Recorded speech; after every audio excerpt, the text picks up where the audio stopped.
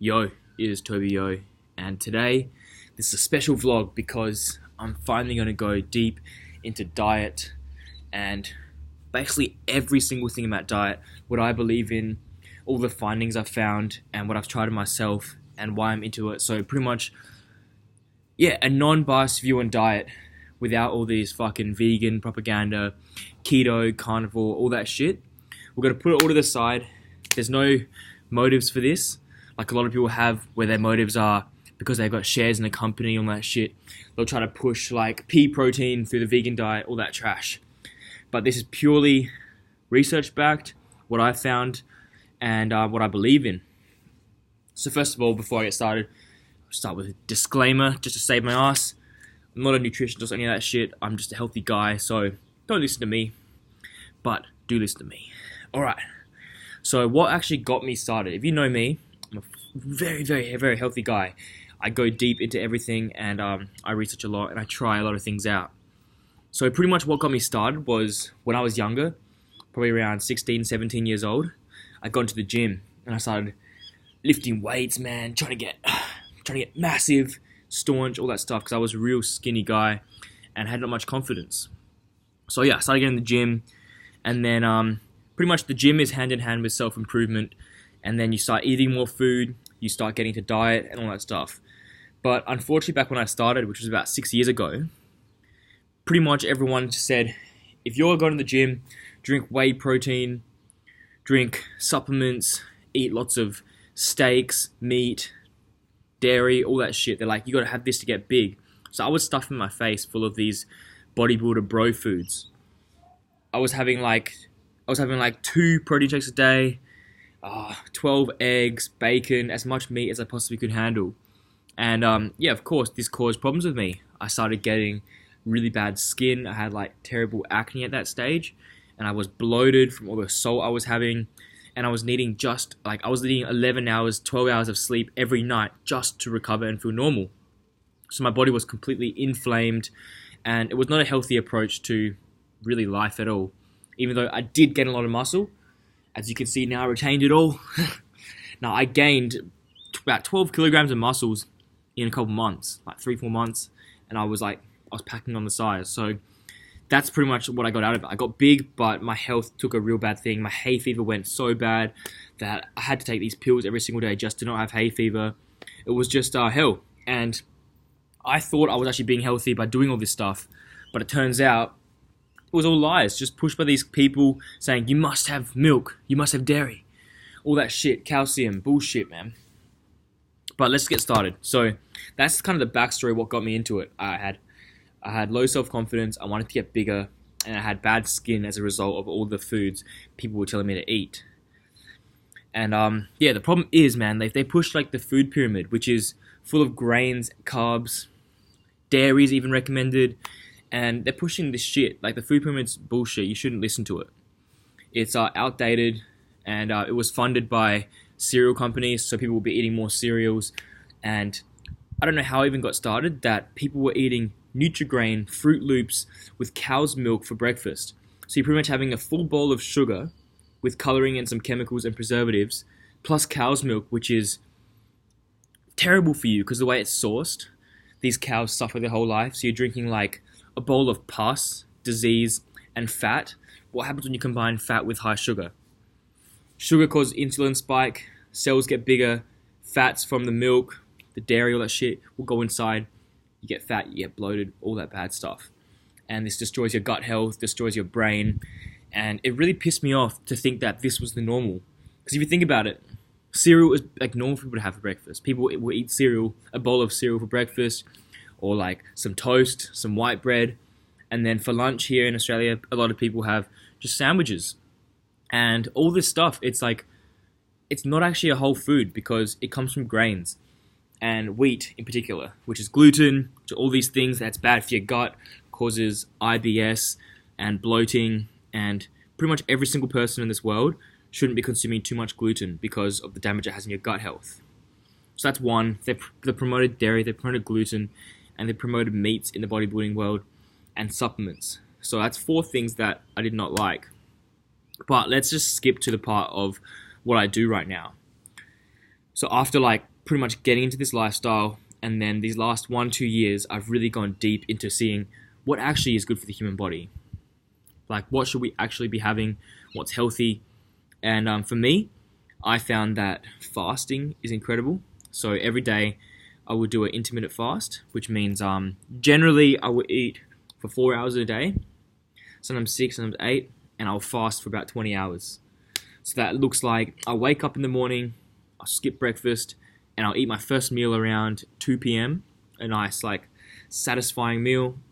Maybe like a smoothie bowl, some fruits, or like some vegetables, poke bowl, all that good stuff. Always fresh and whole foods. And then I smash that meal down. Then I'll eat another meal around 4 or 5 p.m. and then that'll be it. And I won't eat any more. I'll just drink. If I'm hungry, I will just drink water, drink tea, and all that stuff. And in the morning, sometimes I will have a cold pressed juice, like celery juice or a green juice, beetroots, carrots, all that good stuff, because cold pressed juices is a way for your body to get awesome nutrients, and you pretty much just drink it, your body absorbs it all, it goes into your bloodstream, and you feel good, and your digestive system doesn't have to be activated to extract the nutrients, which is awesome. So then you can have that clear energy, your body can be focused on healing and absorbing instead of having to actively break down all the food and all the stuff in your stomach. It can just get the nutrients in. So that's why I do juicing. And we'll talk about whole foods as well now, because I think there's a confusion between whole foods, which for me, whole foods, it means real food. Food that has been put on this world for us to eat, such as fruits, vegetables, yes, meat as well, and plants, nuts, seeds, all that good stuff. So that's whole food.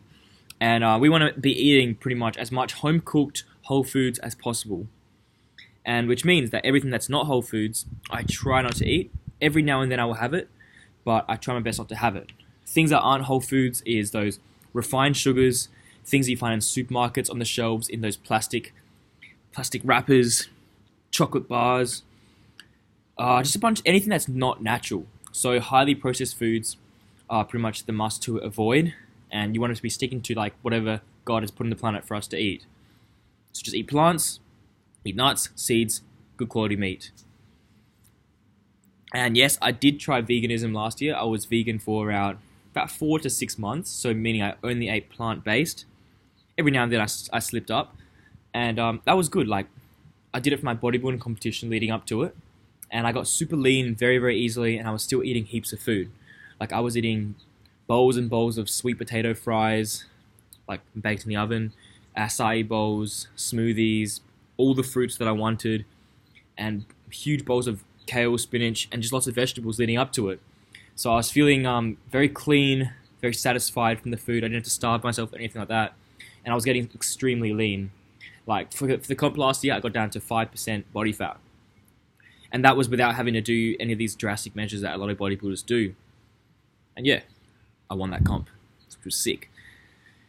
But for me, the veganism diet, like, even though it does make a lot of sense, and spiritually, it may be the best diet for your soul and for your spirit, actually. I got to do more research into that.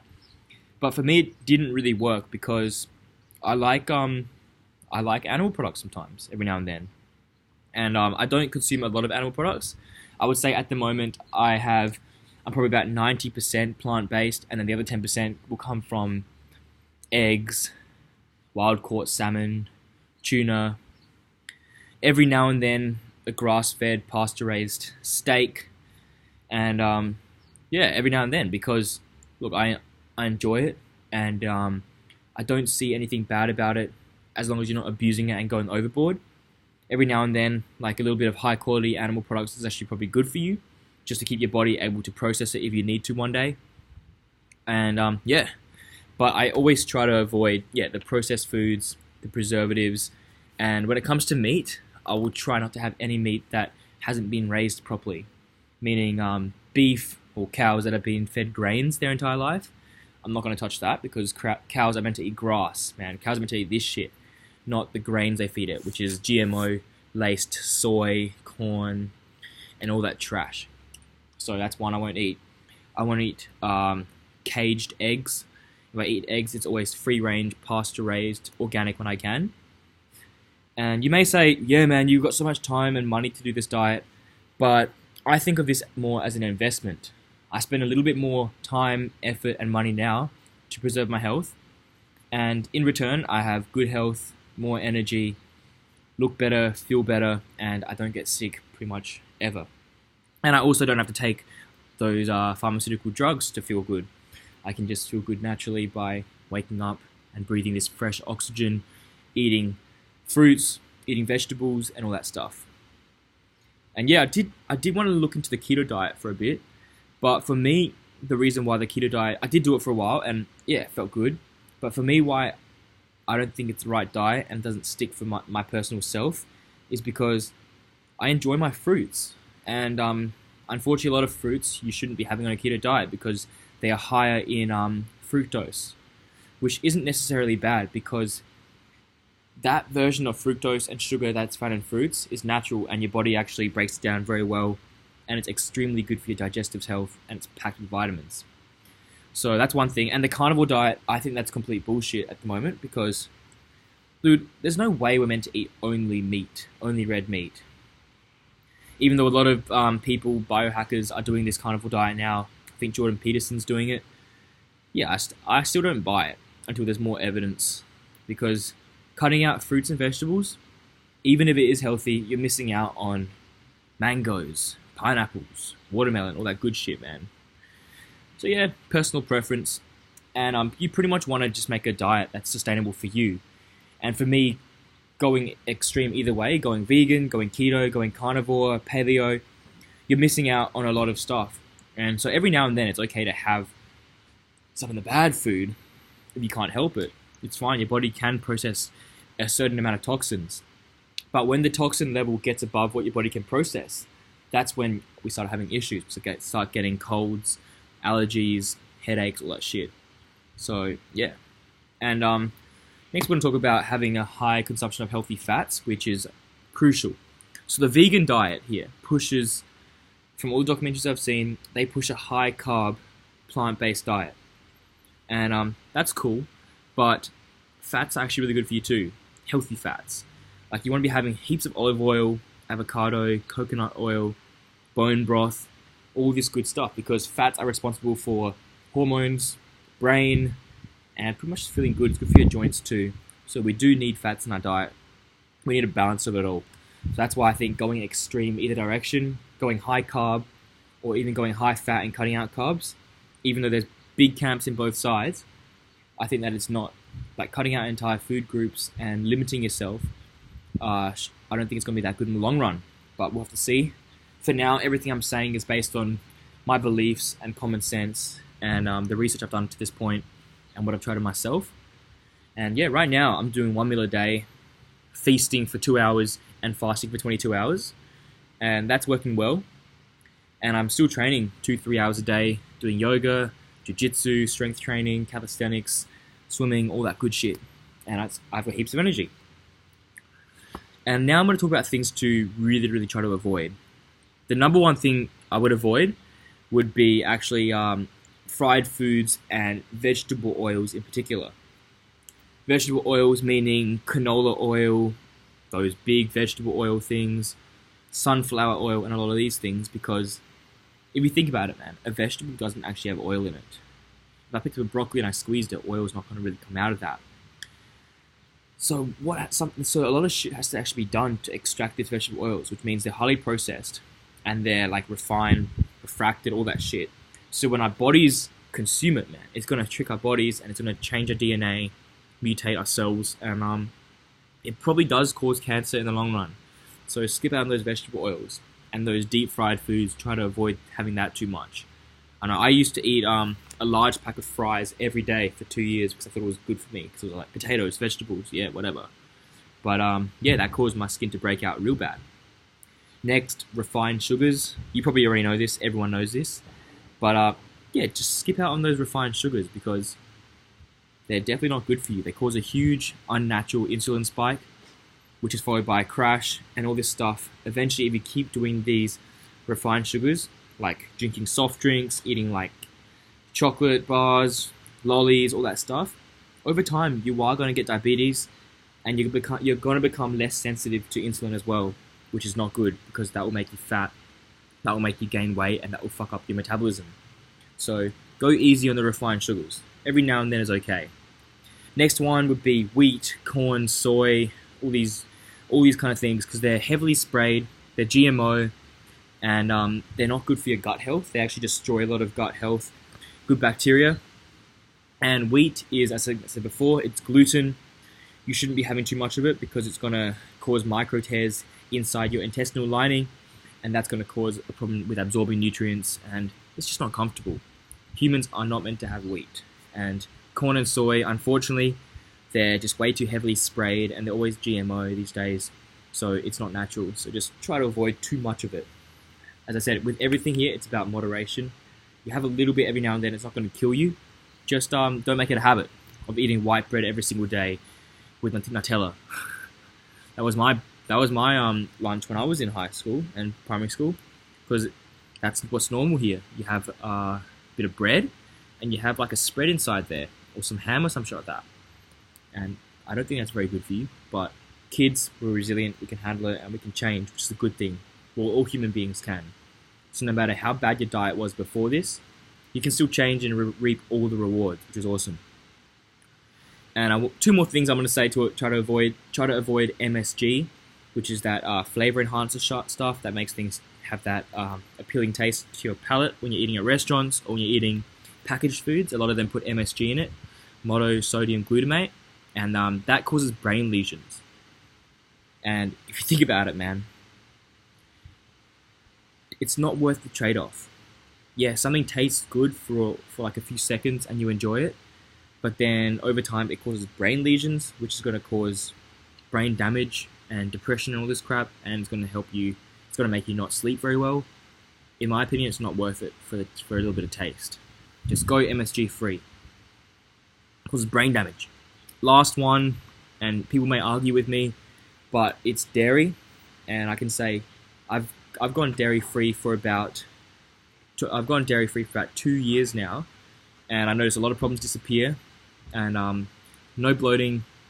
I haven't lost any muscle mass, and my skin's gotten much better, and I just feel overall better and cleaner since having dairy. And the thought of dairy kind of disgusts me. Like, if human beings won't even drink our own species of milk, why would we drink another animal's mum's milk? It's just messed up. Not to mention the way these cows are brought up as well, in farms, being fed the wrong things, pretty much getting their babies taken from them, always pregnant, so they're producing the milk. It's just like not right. Like, imagine a while ago what kind of sick person decided to drink cow's milk. How crazy would it be? Like some probably crazy guy went to a cow, started drinking the cow's milk, man, and was like, "Hey guys, it's good." Dude, if I saw someone doing that and it wasn't like accepted, I'd smash them. I'd be like, "Dude, you're a freak, man. Stop drinking another animal's milk. It's just not right." I'm not going to judge you if you do, because I understand that society and the government and all these companies actually did push it for a long time, and only now the truth is coming out. I remember when I was a kid, they said, drink milk for strong bones, for calcium, so you don't hurt yourself. But that's another myth. It's been debunked. Milk actually makes your bones weaker because it's acidic. And yeah, so just cut out dairy. A few more things I must cover because I want to make this video as in-depth as possible and pretty much go to all the details. So this is like the most comprehensive diet plan you can get. And again, don't listen to me because I'm not qualified. Fuck that. We'll go less snacking, because every time you snack and you put something in your mouth, your body will have an insulin spike. And these insulin spikes, they're good because it helps your body process the sugar, but it's not good if it happens too often, because your body's going to have to produce more and more and become less sensitive to it.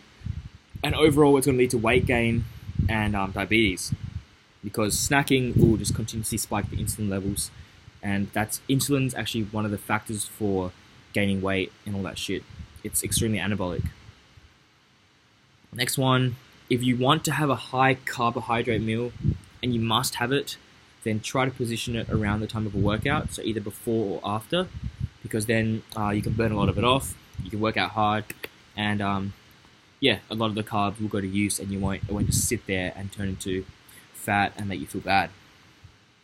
Personally, I just eat what I enjoy and what I think and what makes sense to me.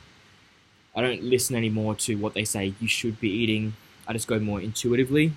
And if I see something and it looks good, I'm gonna ask myself, not like my taste buds. I'm gonna ask myself, look, do you think that's good? And if you listen and pay attention to that intuition and your gut telling you if you want it or not, then most of the time you're right. If you see a fruit and it looks ripe and good, you're gonna go eat it because it's good for you. And lastly, we'll talk about gut health, because gut health plays a huge role. Everyone kind of knows that now because it's really being pushed in the media.